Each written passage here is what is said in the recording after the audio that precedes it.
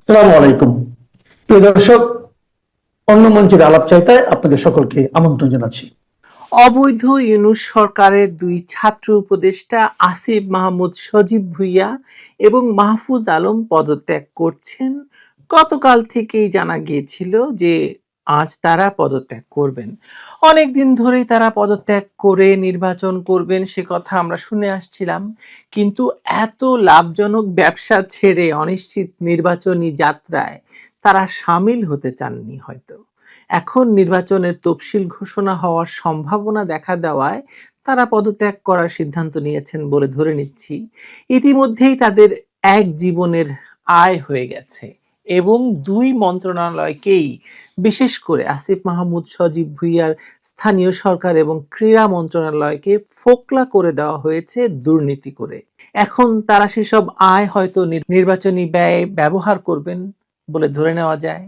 আপনারা হয়তো জেনে থাকবেন যে আসিফ মাহমুদ সজীব ভুঁইয়ার স্থানীয় সরকার এবং ক্রীড়া মন্ত্রণালয়ের দায়িত্ব আদিলুর রহমান শুভ্রকে নেওয়ার কথা বলা হলে তিনি রাজি হচ্ছিলেন না। এই দুই মন্ত্রণালয়ে হওয়া দুর্নীতির বোঝা তার উপর এসে পড়ে কিনা সে কথা ভেবে হয়তো, কিন্তু পরে নাকি তিনি এবার রাজি হয়েছেন। আর রিজওয়ানা হাসান তো মানে উনি তো যে কোনো মন্ত্রণালয়েরই রাজি আছেন, সেজন্য তাকে দেওয়া হচ্ছে মাহফুজ আলমের তথ্য মন্ত্রণালয়। কিন্তু প্রশ্ন হলো, সরকার থেকে পদত্যাগ করে আসিফ আর মাহফুজ যাবেনটা কোথায়? এতদিন সরকার তাদেরকে না হয় নিরাপত্তা দিয়েছিল আশ্রয় প্রশ্রয়, অর্থ, আয়ের সুযোগ, কিন্তু এখন পদত্যাগের পর তাদের কি এনসিপি নেবে, বিএনপি নেবে, নাকি জামায়াত নেবে? এসবের উত্তর খোঁজার চেষ্টাই করা যাক আজকের আলোচনায়। চলুন।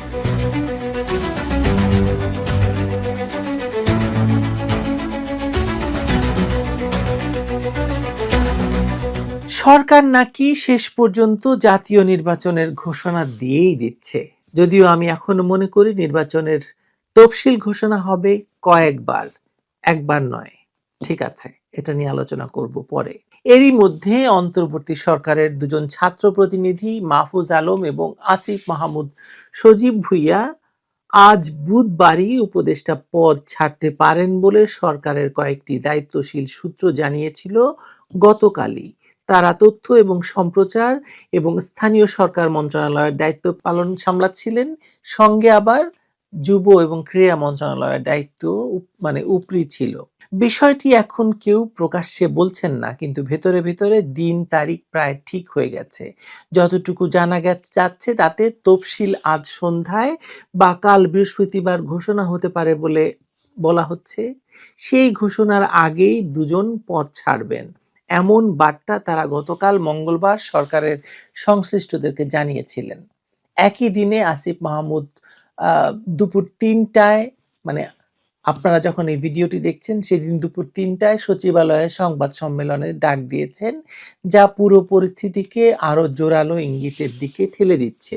স্থানীয় সরকার মন্ত্রণালয়ের জনসংযোগ কর্মকর্তার পাঠানো বিজ্ঞপ্তিতে বলা হয়েছে তিনি সমসাময়িক বিষয় নিয়ে কথা বলবেন। তবে সরকারের ভেতরের যারা বিষয়টি জানেন তারা বলছেন এই সংবাদ সম্মেলন সম্ভবত পদত্যাগের ঘোষণাটা ঘিরেই হতে পারে। সরকারি পর্যায়ে গতকাল দুপুরে যমুনায় নিয়মিত সাপ্তাহিক বৈঠক হয় প্রধান উপদেষ্টা মোহাম্মদ ইউনূস এবং কয়েকজন সিনিয়র উপদেষ্টার সঙ্গে। সেখানেই প্রথম স্পষ্টভাবে উঠে আসে যে দুই ছাত্র প্রতিনিধির পদত্যাগের সিদ্ধান্ত হয়েছে। সন্ধ্যার পর দায়িত্বশীল ব্যক্তিরা নিশ্চিত হন যে তারা বুধবারই পদ ছাড়ছেন। এই আলোচনা নতুন কিছু নয়। সেপ্টেম্বরের মাঝামাঝি থেকেই সরকারের শীর্ষ পর্যায়ে তাদের ইঙ্গিত দিয়েছিল যে তফসিল সামনে এলে উপদেষ্টা পরিষদে থাকা উচিত হবে না তাদের আর, কারণ ছাত্র আন্দোলনের নেতৃত্ব দিয়ে সরকারে এলেও নির্বাচনের সময় তাদের ওই অবস্থান প্রশ্ন তুলতে পারে। তখন তারা আরো কিছু সময় চেয়েছিলেন।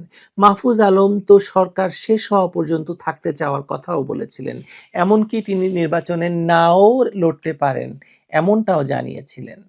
তাগাদা আবার আসে গত মাসে। অন্তর্বর্তী সরকারের ভেতরে একটা সাধারণ মত তৈরি হয় যে তফসিল ঘোষণার পর দুই ছাত্র প্রতিনিধির উপদেষ্টা পদে থাকা বিব্রতকর হবে। তারা ভোটে নামুন বা না নামুন, পদত্যাগী হবে স্বচ্ছ অবস্থান। শেষ পর্যন্ত সরকারের সেই মনোভাব হয়তো এখন বাস্তবে রূপ নিতে যাচ্ছে। দুজনের সঙ্গে মিডিয়া যোগাযোগের চেষ্টা করেছিল, কিন্তু তারা ফোন ধরেননি বা বার্তার উত্তর দেননি। এখন একটু পেছনের গল্প বলি আপনাদের। গত বছর অর্থাৎ 2024 সালের 5 আগস্ট শেখ হাসিনা সরকারকে উৎখাতের পর 8ই আগস্ট অন্তর্বর্তী সরকার গঠিত হয়। সেই সরকারে জুলাইয়ের সন্ত্রাসের নেতৃত্ব দেওয়া 3 ছাত্রনেতা জায়গা পান। নাহিদ ইসলাম তথ্য এবং সম্প্রচার মন্ত্রণালয় পেয়েছিলেন, পরে পদ ছাড়েন, নতুন দল জাতীয় নাগরিক পার্টির আহ্বায়ক হন। তার জায়গায় সেই মন্ত্রণালয়ের দায়িত্ব পান মাহফুজ আলম, যাকে ডক্টর মোহাম্মদ ইউনূস আমেরিকায় নিয়ে গিয়ে মাস্টার মাইন্ড বলে পরিচয় করিয়ে দিয়েছিলেন জুলাই সন্ত্রাসের। আসিফ মাহমুদ প্রথমে শ্রম মন্ত্রণালয়ের দায়িত্ব ছিলেন, পরে আসেন স্থানীয় সরকারে এবং তাকে দেওয়া হয় উপরি হিসাবে যুব এবং ক্রীড়া মন্ত্রণালয়। গল্প এখানে থেমে নেই। এই দুইজন যে কেবল সরকারে ছিলেন তা নয়, তাদের রাজনৈতিক গতিপথও এখনো নানা মুখে আলোচনার কেন্দ্রে অবস্থান করছে। আসিফ মাহমুদ আগেই জানিয়েছিলেন তিনি ঢাকার কোনো আসন থেকেই ভোট করতে চান। নভেম্বরের 9 তারিখে তিনি ভোটার এলাকা পাল্টে ধানমন্ডিতে আবেদনও করেন। ফলে ঢাকা 10, ধানমন্ডি, কলাবাগান, নিউ মার্কেট এবং হাজারীবাগ থেকে তার প্রার্থী হওয়ার জোর গুঞ্জন ছড়ায়। এমনকি বিএনপির সঙ্গে যোগাযোগ বা সমঝোতার কথাও বের হয় বিভিন্ন মহলে। পরে দেখা গেল বিএনপি ওই আসনে নিজস্ব প্রার্থী ঘোষণা করায় তার সেই পথ কার্যত বন্ধ হয়ে গেছে। এখন তিনি স্বাধীনভাবে লড়বেন নাকি অন্য কোনো দলে যাবেন, সেটা এখনো পরিষ্কার নয়। আর মাহফুজ আলমের ক্ষেত্রে গল্পটা আরেকটু জটিল। তার গ্রামের বাড়ি লক্ষ্মীপুর 1 আসনে। বিএনপি দীর্ঘদিন ধরে সেখানে প্রার্থী ঘোষণা করেনি, ফলে একসময় আলোচনা ছিল যে সমঝোতার মাধ্যমে মাহফুজকে সেখানে দেখা যেতে পারে। কিন্তু গত সোমবার এলডিপির চেয়ারম্যান শাহাদাত হোসেন সেলিম বিএনপিতে যোগ দেওয়ার পর তাকে ওই আসনে মনোনয়ন দেওয়া হয়। ফলে মাহফুজের কপালও পুড়েছে, তার সম্ভাবনাও কার্যত শেষ হয়ে গেছে। এদিকে এনসিপি সহ কয়েকটি দল নতুন জোট গঠনের উদ্যোগ নিয়েছে। গত রোববার এনসিপি, এবি পার্টি এবং রাষ্ট্র সংস্কার আন্দোলন মিলে নতুন একটি জোটের ঘোষণা দিয়েছে। এনসিপি এখন নিজেদের প্রার্থীদের তালিকা চূড়ান্ত করছে। মাহফুজ বা আসিফ কেউ এনসিপির মনোনয়ন নেন কিনা সেদিকেও সবার কৌতূহল থাকবে, কারণ এনসিপির সঙ্গে তাদের যোগাযোগ আগে থেকেই রয়েছে, কিন্তু অনেকে মনে করছেন যে তাদের মধ্যে একটা গ্যাঞ্জামও চলছে। তবে একটি বিষয় ক্রমে স্পষ্ট হচ্ছে যে দুজনেই বেশ কিছুদিন ধরে দুটি সমান্তরাল পরিকল্পনা চালিয়েছিলেন। একদিকে উপদেষ্টা পদ ধরে রাখা, আরেকদিকে সম্ভাব্য রাজনৈতিক ঠিকানা খোঁজা। বিএনপির সঙ্গে গোপন বৈঠকের কথাও এসেছে বিভিন্ন নির্ভরযোগ্য সূত্রে। সেখানে তারা মনোনয়ন পাওয়ার চেষ্টা চালিয়েছেন বলে জানা যায়। কিন্তু বিএনপি তাদের নিয়ে খুব বেশি আগ্রহ দেখায়নি। দলের নীতি নির্ধারকের ধারণা ছাত্র আন্দোলনে নেতৃত্ব দেওয়ার গ্রহণযোগ্যতা থাকলেও দলগত রাজনীতিতে তারা এখনো পরীক্ষিত নন। ফলে মাঠে না নেমে ক্ষমতার ভেতরে থাকার একটা বিকল্প পথ তারা খোলা রেখেছিলেন। রাজনৈতিক বিশ্লেষকদের মতে এটাকে এক ধরনের নিরাপদ প্রস্থান বা কৌশল বলা যায়। উপদেষ্টা পদে থাকলে প্রভাব এবং সুবিধা থাকে, নির্বাচনে নামলে হেরে যাওয়ার ঝুঁকিও থাকে। তফসিল যত এগিয়ে আসে জনমনে প্রশ্ন তত বাড়ে, তারা সত্যি প্রতিশ্রুতি রাখবেন নাকি শেষ মুহূর্তে সুবিধার দিকেই সিদ্ধান্ত যাবে। আজকের হয়তো এই সম্ভাব্য পদত্যাগ সেই প্রশ্নের উত্তর দিতে পারে। এখন দেখা যাচ্ছে এটাই কি তাদের রাজনৈতিক যাত্রার নতুন অধ্যায়, নাকি আপাতত একটি দরজা বন্ধ হওয়ার ঘোষণা তারা দেবেন, সেটা আমরা অপেক্ষা করতে পারি। তবে কি জানেন, 2024 সালের যে সন্ত্রাসের মাধ্যমে আওয়ামী লীগ সরকারকে উৎখাত করা হয়েছিল, তাতে এই দুইজনই মাস্টার মাইন্ডের ভূমিকায় ছিলেন। ফলে তাদের উপর আওয়ামী লীগের তো বটেই, সাধারণ জনগণের ক্ষোভ কম নয়। এখন তারা সরকারি নিরাপত্তার বাইরে গেলে তাদেরকে কোনো পক্ষই না নেওয়ার কারণটি আর কিছুই নয়, বরং তাদের সন্ত্রাসের নেতৃত্ব দেওয়া অতীতটি হতে পারে। কারণ এই অতীত নিয়ে তারা আসলে কোনো রাজনৈতিক দলেই জোরালো কোনো অবস্থান তৈরি করতে পারবেন না। আর সাধারণ নাগরিকের জীবন তাদের যাপন করা সম্ভব হবে না। এনসিপি কে তাদের নেবে, বিএনপি নেবে না বলে জানিয়েছে। আর জামায়াত, যেখানেই তারা জায়গা পান না কেন, তাদের ভবিষ্যৎ লেখন খুব সুখকর যে হবে না সে কথা নিশ্চিতভাবে বলা যায়। কারণ তারা এমন এক সন্ত্রাসের নেতৃত্ব দিয়েছে, বিশেষ করে আসিফ মাহমুদ, সজীব ভুঁইয়ার সেই AK-47 কাহিনী, সেনাবাহিনীর বিরুদ্ধে অস্ত্র ধরার কথা বলা সহ নানা রকম যেসব কথা তিনি বলেছেন, এবং মাহফুজ আলমের যে হিজবুত তাহরীর অতীত রয়েছে, এসব তো সবাই জানে। ফলে এই দুজন এখন পড়বে ঘোর বিপাকে।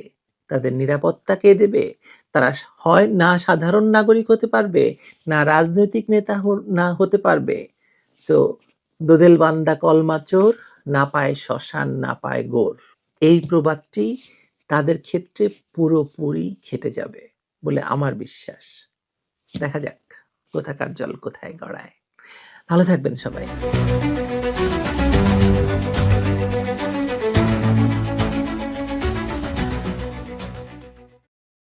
সামনে বড় দুঃসময় বাংলাদেশের ইউনূস সরকার এবং সেই সরকারের পেছনে বসে বাংলাদেশের রাজনীতিতে যারা ছড়ি ঘোরাচ্ছেন সেই জামায়াত, এনসিপি, বিএনপি ইত্যাদি দলগুলোর। তারা ভেবেছিল ভোটে না জিতেও যেভাবে গত 1.5 বছর ক্ষমতার মধু খেয়েছেন, আগামী দিনগুলোতে আওয়ামী লীগকে নির্বাচনী ময়দান থেকে বহিষ্কার করে একটা ছেলে খেলা নির্বাচন করে সেই মধু ভবিষ্যতে খেয়ে যাবেন। সেই স্বপ্ন পূরণ হলো না। কেন বলছি কথাটা? বিভিন্ন সূত্র থেকে যে খবর আসছে তাতে শুধু বাংলাদেশের আওয়ামী লীগের কর্মী সমর্থকরা নন, যে বিরাট সংখ্যক সাধারণ মানুষ ইউনূস সরকারের আমলে এই কি বলবো, এই আইনের অভাবে যেভাবে মব সন্ত্রাস, চাঁদাবাজি, ঘুষ সব কিছু মিলিয়ে তারা সহ্যের শেষ সীমায় পৌঁছেছেন, সেই মানুষরা এটা জেনে খুশি হবেন যে নির্বাচন ফেব্রুয়ারিতে হচ্ছে। ইউনূস খুব চেষ্টা করছেন নির্বাচন আপাতত স্থগিত রেখে দিনগুলো তার শাসন চালিয়ে যাবেন, সেটাও সম্ভব হচ্ছে না। আওয়ামী লীগ নির্বাচনে অংশ নিচ্ছে, এর অর্থ আওয়ামী লীগের ওপর থেকে নিষেধাজ্ঞা উঠে যাচ্ছে। জামাত, এনসিপি, বিএনপি এবং ইউনূস স্বয়ং হাজার চেষ্টা করেও তারা আওয়ামী লীগকে নির্বাচনের বাইরে রাখতে পারবেন না।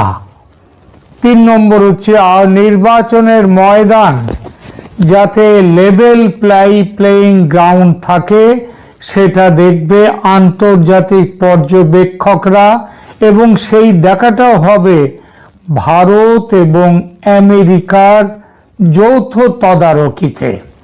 এই বিষয়গুলো স্থির হয়েছে ভারত ও আমেরিকার মধ্যে অনুষ্ঠিত একাধিক জরুরি দ্বিপাক্ষিক বৈঠকে।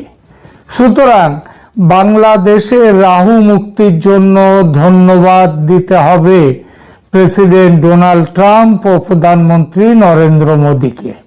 এই প্রসঙ্গে একটা কথা বলতেই হয়, সেটা হলো গত কয়েক মাস আমেরিকার এবং ট্রাম্প সাহেবের হাবভাব দেখে মনে হচ্ছিল যে এই ট্রাম্প সরকারও বুঝি পূর্ববর্তী বাইডেন সরকারের মতো শেখ হাসিনার শত্রু ও মোহাম্মদ ইউনূসের বন্ধু হয়ে বাংলাদেশকে আরো বড় সর্বনাশের দিকে নিয়ে যাবেন। সেটা হলো না। যার শেষ ভালো তার সব ভালো। সুতরাং গত কয়েক মাসের সন্দেহ, অবিশ্বাস, দুঃখ, বেদনা ভুলে, রাগ, এসবগুলো ভুলে এগোনো যাক সামনের দিকে। কিভাবে এই সিদ্ধান্ত হলো যে বাংলাদেশে কিভাবে নির্বাচন হবে, সে সিদ্ধান্ত ঢাকায় হবে না, হবে দিল্লি আর ওয়াশিংটনে। মানে বাংলাদেশের নির্বাচন কবে হবে, কিভাবে হবে, কে থাকবে সেই নির্বাচনে, কে থাকবে না, এবং আরো স্পষ্ট করে বলতে গেলে কে জিতবে সেই নির্বাচনে এবং কে হারবে এটা ঠিক করবে ভারত আর আমেরিকা। হ্যাঁ, দেশের মানুষের তাদের সিদ্ধান্ত তো অবশ্যই, কিন্তু ওই যে বললাম লেভেল প্লেইং ফিল্ড, সেটা এই মুহূর্তে তো সম্ভব নয় ইউনূসের আমলে। সুতরাং সেটাও ঠিক করবে এই দুই শক্তি। এবার আসুন কিভাবে ও কেন এই সিদ্ধান্তে পৌঁছলো দুই দেশ সেই প্রসঙ্গটিতে। প্রথমত, ভূ রাজনৈতিক প্রেক্ষাপটে বাংলাদেশের গুরুত্ব দেখা যাক। বাংলাদেশের নির্বাচন প্রক্রিয়া কেন আন্তর্জাতিক মনোযোগের কেন্দ্রবিন্দুতে আছে তার মূল কারণটি হলো এর কৌশলগত ভৌগোলিক অবস্থান। ইন্দো প্যাসিফিক কৌশল, এটা হচ্ছে ওয়াশিংটনের যে প্রাথমিকতা, সেটা হলো চীনকে মোকাবিলা করা এবং মুক্ত উন্মুক্ত ইন্দো প্যাসিফিক অঞ্চল নিশ্চিত করার মার্কিন কৌশলগত লক্ষ্যের জন্য বাংলাদেশ গুরুত্বপূর্ণ। এখানে স্থিতিশীলতা ও গণতান্ত্রিক মূল্যবোধের প্রতিষ্ঠা ওয়াশিংটনের জন্য যেমন গুরুত্বপূর্ণ, যেমনটা তারা একাধিকবার অবাধ, সুষ্ঠু ও শান্তিপূর্ণ নির্বাচনের উপর জোর দিয়ে ইতিমধ্যে প্রকাশ করেছে বহুবার। দুর্বল গণতান্ত্রিক কাঠামো চীনা প্রভাবকে আকর্ষণ করে, ওই টাকা পয়সা দেবে, লোন দেবে ইত্যাদি কর্ম, সেইটা অলরেডি ইউনূস সরকার শুরু করে দিয়েছেন চীনের সাথে। ওই বা ঠাকুরগাঁওয়ের ওখানে লালমনিরহাটে ওখানে নাকি শুনছি 1000 শয্যার ওখানে হাসপাতাল তৈরি হবে। ওই গ্রামের মধ্যে যেখানে এমনিতেই জনসংখ্যা কম, সেখানে এই যে হাসপাতাল তৈরি করা মানে হচ্ছে অন্য কিছুই না, সেখানে ভারতের চিকেন নেকের কাছাকাছি থাকা চীনা প্রভাব। সুতরাং এটা ভারতের স্বার্থের পরিপন্থী। আবার চীনা প্রভাব এভাবে বেড়ে যাওয়াটা মার্কিন স্বার্থেরও পরিপন্থী। আঞ্চলিক নিরাপত্তা ও দিল্লির কাছে চীন ফ্যাক্টরটা দেখা যাক। ভারতের কাছে বাংলাদেশ কেবল প্রতিবেশী নয়, এটি তাদের আঞ্চলিক নিরাপত্তা ও অর্থনৈতিক স্থিতিশীলতার জন্য অপরিহার্য। চীনা প্রভাব যাতে বাংলাদেশের অভ্যন্তরে অতিরিক্ত শক্তিশালী হতে না পারে, সেজন্য ভারত একটি বন্ধুত্বপূর্ণ সরকারকে ক্ষমতায় দেখতে চায়। অতীতের অভিজ্ঞতা অনুযায়ী ভারত বাংলাদেশের অভ্যন্তরীণ রাজনীতি ও নিরাপত্তা বাহিনীতে গভীর মনোযোগ ও প্রভাব বজায় রেখেছে। উন্নয়ন এবং বিনিয়োগ, বাংলাদেশ বিশ্বের অন্যতম দ্রুত বর্ধনশীল অর্থনীতি এবং পোশাক শিল্পের অন্যতম বড় কেন্দ্র। অর্থনৈতিক স্থিতিশীলতা নিশ্চিত করা এবং নিজেদের বিনিয়োগ সুরক্ষিত রাখার জন্য বৃহৎ শক্তিগুলোর এখানে রাজনৈতিক স্থিতিশীলতা প্রয়োজন। সুতরাং বাংলাদেশের অভ্যন্তরে কি ঘটছে বা ঘটবে তা শুধুমাত্র ঢাকার চিন্তার বিষয় নয়, এটা বৃহত্তর ভূ রাজনৈতিক চিন্তার একটি গুরুত্বপূর্ণ অংশ। এইবার দেখি দ্বিতীয়ত দিল্লি ও ওয়াশিংটনের লক্ষ্য কি এবং তাদের প্রভাবের পদ্ধতিটা কি। যদিও দুই শক্তি চায় বাংলাদেশে স্থিতিশীল সরকার আসুক, কিন্তু তাদের লক্ষ্য এবং হস্তক্ষেপের পদ্ধতি ভিন্ন। এই ভিন্নতা বাংলাদেশের নির্বাচনী সিদ্ধান্তকে প্রভাবিত করে। প্রভাব বিস্তারকারী এই যে দুটি শক্তি, ভারত ও আমেরিকা, এদের মূল লক্ষ্যটা কি দেখা যাক। ভারত আঞ্চলিক নিরাপত্তা ও কৌশলগত মিত্রতা নিশ্চিত করতে চায়। আঞ্চলিক নিরাপত্তা, 7 সিস্টার্স। ভারত বিরোধী শক্তিকে কোণঠাসা করতেও চায় ভারত, যেমন পাকিস্তানকে এখানে আসতে দিতে চায় না ভারত, যেটা ইউনূস সরকার ভীষণভাবে নিয়ে আসছে। এছাড়া অভ্যন্তরীণ সমর্থন, একটি নির্দিষ্ট দলের প্রতি সরাসরি সমর্থন দেয় ভারত, যদিও বলে যে কোনো দলই ক্ষমতায় আসুক না কেন ভারত তাকে সমর্থন দেবে, কিন্তু ঐতিহাসিকভাবে দেখা গেছে আর সমস্ত দলগুলো, মানে বিশেষ করে বিএনপি যেটা প্রধান দল ছিল এর আগে 3 বার ক্ষমতায় এসেছে, তাদেরকে বিশ্বাসযোগ্য নয়। তারা 10 ট্রাক অস্ত্রের কথা ছাড়লাম, নানান বিষয়ে তারা ভারত বিরোধিতা তাদের রাজনীতির একটা মূল ভিত্তি, মূল নীতি। এবং ফলে ভারত দেখেছে যে পরম্পরাগতভাবে আওয়ামী লীগ তাদের কাছের শক্তি, সুতরাং তাদের ক্ষমতায় আনতে কূটনৈতিক চ্যানেলের মাধ্যমে ভারত সক্রিয় ভূমিকা রেখে এসেছে, ভবিষ্যতেও রাখতে চায়। নিরাপত্তা ও প্রশাসনিক এবং নিরাপত্তা ব্যবস্থার উপরেও নিবিড় প্রভাব বিস্তার করতে চায়। এই প্রভাব আবার মার্কিন যুক্তরাষ্ট্রের কাছে কি রকম সেটা দেখি। ইন্দো প্যাসিফিকে স্থিতিশীলতা চায় মার্কিন যুক্তরাষ্ট্র, চায় চীনের বাণিজ্যের উপরে নজরদারি করতে, চায় চীনের শক্তির উপরে রুখে দিতে তারা চায়, মানবাধিকারের চাপ দিয়ে তারা বাংলাদেশে গণতন্ত্রের ভিত্তিটা স্থাপন করতে চায়। অন্তত ওই যে তুলসী গ্যাবার্ড সম্প্রতি যে কথা বলেছেন যে পৃথিবীর অন্য দেশে সরকার বদলের খেলায় আর থাকবে না আমেরিকা, সেই ব্যাপারে তারা চায় যে বাংলাদেশে একটি অবাধ নির্বাচনের মাধ্যমে একটি জনগণের যাকে চায় সেরকম শক্তি ক্ষমতায় আসুক। তাহলে নিজের স্বার্থ রক্ষায় ভারতের কৌশল একটি বিশেষ দলের ক্ষমতায় থাকা নিশ্চিত করা এবং গণতান্ত্রিক ব্যবস্থা নিশ্চিত করা। অন্যদিকে যুক্তরাষ্ট্রের কৌশল হলো নির্বাচন, একটি গ্রহণযোগ্য নির্বাচন যাতে হয় তার জন্য চাপ সৃষ্টি করা এবং ভারতকে সেই সঙ্গে নিজের দলে শক্তভাবে যুক্ত করে চীনের প্রভাব খর্ব করার পথে এগিয়ে যেতে চায়। সেটা একা আমেরিকা এখানে সে করতে পারবে না যদি না ভারত তাদের সঙ্গে থাকে। এই দুই শক্তির ভিন্নমুখী চাপ এক জায়গায় এসে মিলেছে।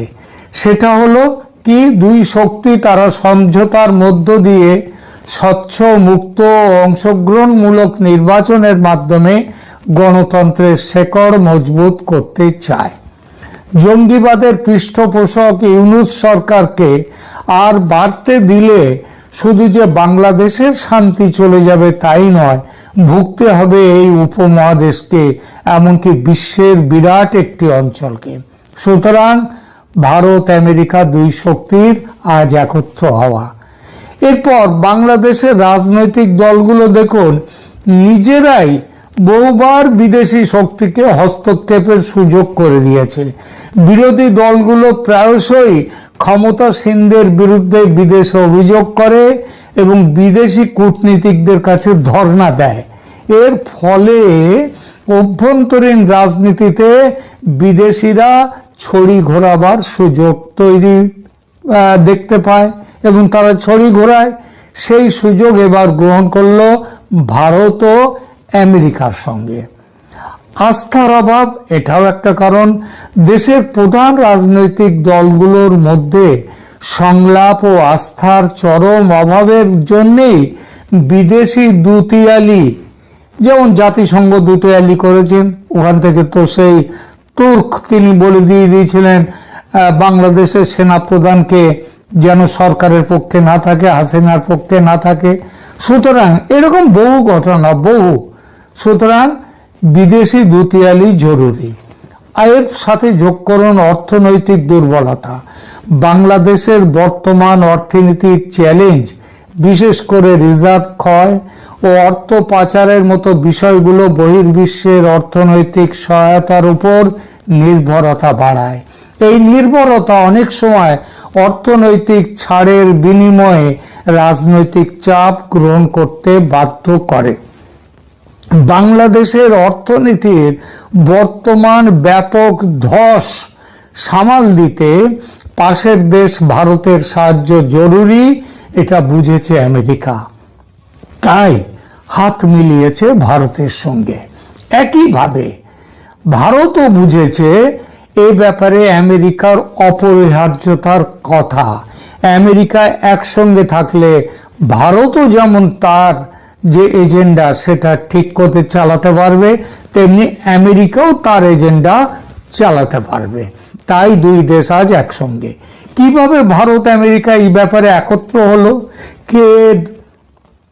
কারা এর দায়িত্ব নিয়ে এগুলো করলো? দেখুন, শেখ হাসিনা সরকারের পতনের পর ইউনূস সরকারের কাজকর্ম দেখে বাইডেন প্রশাসন দুশ্চিন্তায় পড়েছিল।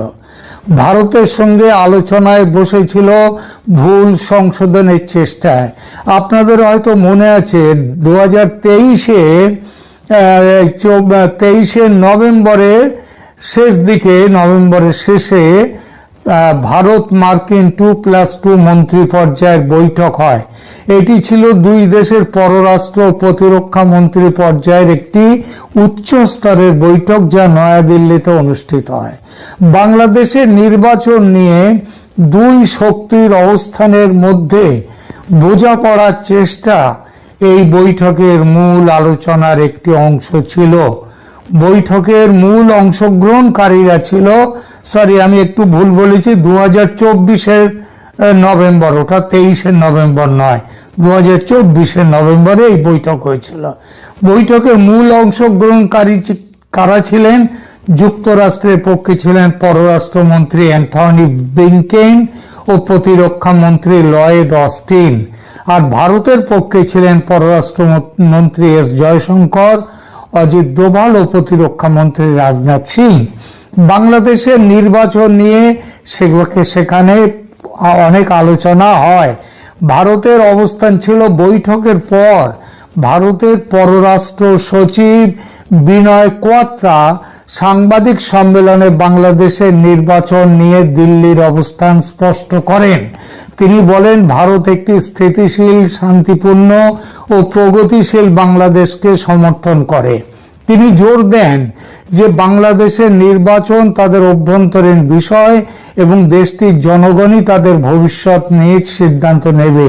কিন্তু বাইডেনের চলে যাওয়ার সময় এসে গিয়েছিল, ভারতও সেজন্য খুব একটা উৎসাহ দেখায়নি।